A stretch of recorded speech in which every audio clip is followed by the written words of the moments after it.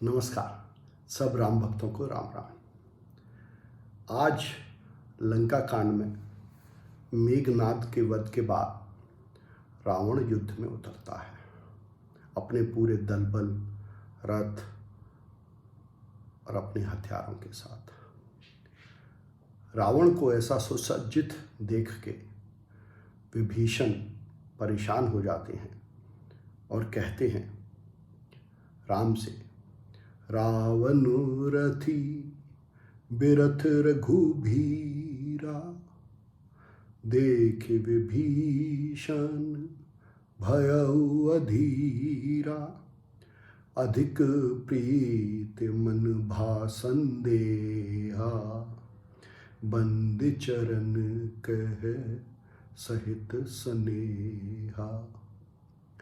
विभीषण जी रावण को देख के परेशान होके राम से कहते हैं, नाथ नरथ नहीं तन पद त्राना, केहि विधि जीतब वीर बलवाना, सुनहु सखा के कृपा निधाना, जेहि जय हो सो स्यंदन आना। विभीषण जी पूछते हैं राम से कि हे भगवान, हे आत्मा रूपी राम, आपके पास न तो तन है न पद है, आप कैसे मोह रूपी रावण को, अहंकार रूपी रावण को जीत पाएंगे?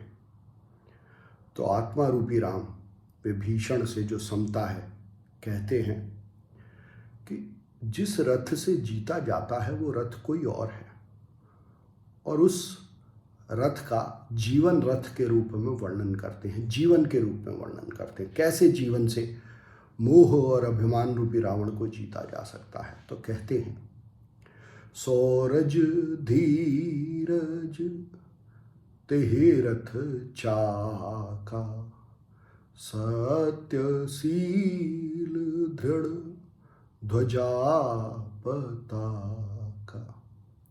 कहते हैं कि वो जीवन जिसके पहिए हों शौर्य और धैर्य। शौर्य माने निडरता और धैर्य माने धीरज रखे, और उस जीवन की पताका हो सत्यशीलता। सत्यशीलता का क्या मतलब? सत्यशीलता मतलब जो हमेशा सत्य के अन्वेषण में रहे, हमेशा सत्य की खोज में रहे, अपने रूप में और दूसरों के रूप में। आगे कहते हैं राम बता रहे हैं विभीषण को, बल विवेक दम परहित घोरे, क्षमा कृपा समता रजु जोरे। आत्मा रूपी राम कहते हैं कि जीवन कैसा हो? जीवन में जो बल हो वो विवेक का बल हो। विवेक क्या? विवेक शब्द में दो शब्द आते हैं, एक तो विविधता और दूसरा एक। जो विविधता में एकता देखे, अलग अलग जो चीजें दिखाई देती हैं उनमें एक ईश्वर को देखे, उन्हें एक ईश्वर के अंग में देखे, ये विवेक। और दम परहित घोरे, और जीवन में क्या देखे? हमेशा दूसरों के हित में लगा रहे, हमेशा अपने स्वार्थ का जो स्व हमेशा सामने आ जाता है, जो मैंपना हमेशा सामने आ जाता है, उसका दमन करे, उस पर संयम करे। और क्षमा कृपा समता रजु जोरे। और जीवन किस डोर से बंधा हो? जीवन की डोर बंधी हो क्षमा से, दूसरों को क्षमा करे उनकी गलतियों के लिए, उन पर कृपा करें, जो कुछ वो कर रहे हैं उसके लिए उन्हें जरूर उसके फलस्वरूप जो कुछ दे सकता है दे। और समता रखे, अपनी दृष्टि में समता रखे, सब उसके लिए समान हो, अपने जैसे हो। आगे कहते हैं, आत्मा रूपी राम कह रहे हैं विभीषण को, ईस भजन सारथी सुजाना, बिरते चर्म संतोष कृपान। तो जो ईश्वर का भजन है, जो आत्मा रूपी राम का भजन है, उसी को अपना सारथी माने, उसी के हाथ में अपने जीवन रथ की बागडोर सौंप दे। मतलब उसकी शरण में रहे, उसमें विश्वास करे। और बिरति को जीवन की ढाल की तरह इस्तेमाल करे। जीवन के कष्टों से बचने का क्या तरीका है कि ये जो संसार है इसमें अपनी रति न रखे। रति किस में रखे? अपना मन किस में लगाए? अपना मन आत्मा रूपी राम में, उसमें लगाए। और तलवार क्या? जिससे कि इस संसार के जो भी दुख हैं, मोह, अभिमान, शोर, उनको काट सके वो संतोष से। जब संतोष होगा, जो हमारे जीवन में हमारे पास है वो संतोष होगा, तो उससे कामना रूपी दुश्मन अपने आप नष्ट हो जाएंगे। आगे कहते हैं, दान परसो बुद्धि शक्ति प्रचंडा, बर विज्ञान कठिन को दंडा। कहते हैं कि अपनी बुद्धि को बल के रूप में इस्तेमाल करें। और अपनी बुद्धि को बल के रूप में कैसे इस्तेमाल करें कि जो कुछ भी पराया लगता है, जो कुछ भी दूसरा लगता है, उनको दान दे। जो कुछ दे सकता है वो उनको दे। बुद्धि, श्रेष्ठ बुद्धि यहाँ तक ले आती है। और ये बुद्धि कब उत्पन्न होती है?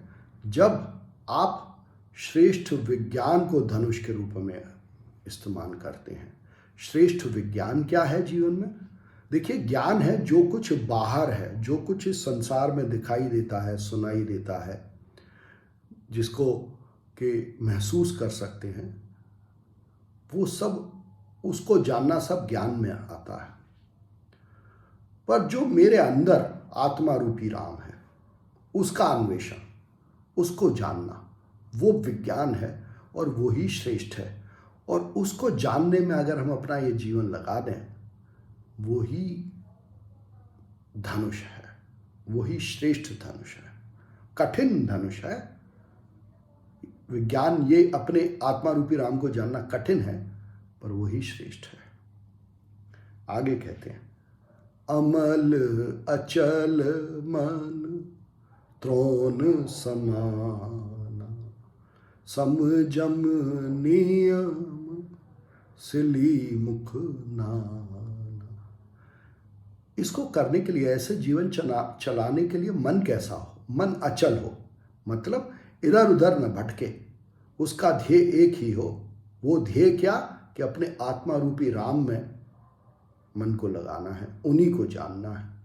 और जब उसमें मन लगाएंगे, उन्हीं को जानने की कोशिश करेंगे, तो मन अपने आप अमल हो जाएगा। क्योंकि मल क्या है? मल है जब हम इन सांसारिक चीज़ों को दोष दृष्टि से देखते हैं, उनमें विकार ढूंढते हैं, उनसे क्लेश उत्पन्न होता है। पर जब आप अपने आत्मा रूपी राम में अपने मन को लगा लेंगे, तो मन अचल भी हो जाएगा और अमल भी हो जाएगा।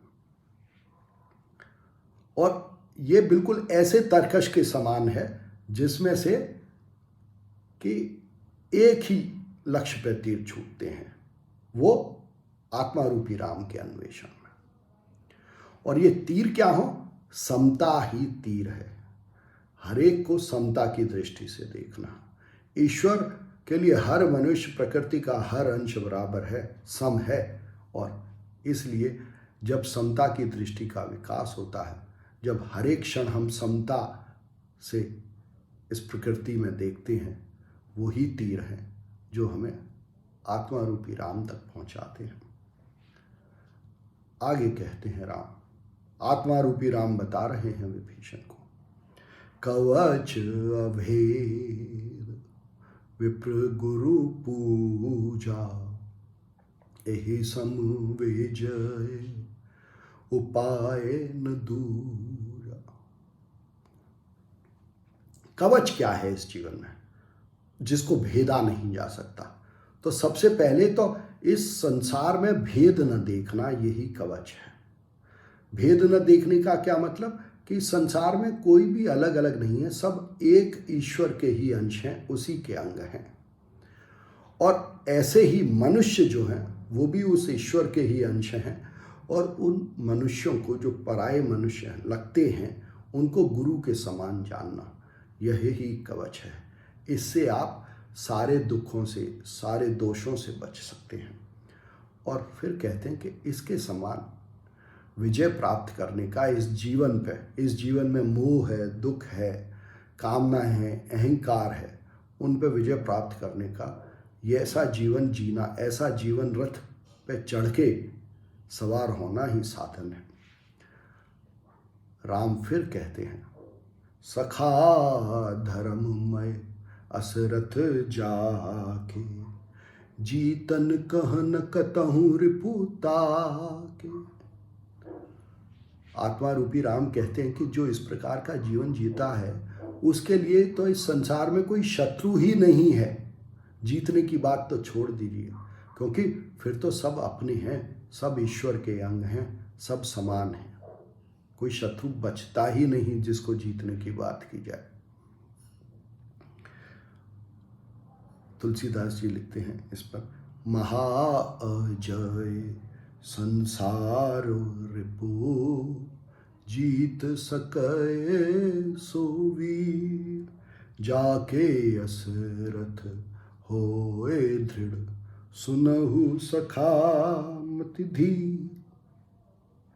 कहते हैं कि जो मनुष्य ऐसा जीवन जीता है उस मनुष्य के लिए इस संसार में जीतने के लिए कोई शत्रु बचता ही नहीं है।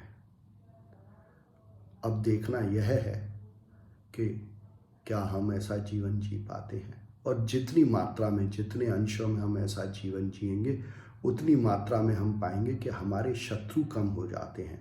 न केवल लड़ाई खत्म हो जाती है, कोई जीतने को नहीं बचता, पर शत्रुता ही खत्म हो जाती है। और जितनी शत्रुता कम होती जाती है उतना हमारा अहंकार कम होता जाता है, उतना हमारे में शिव तत्व बढ़ता जाता है। कोशिश करें। धन्यवाद।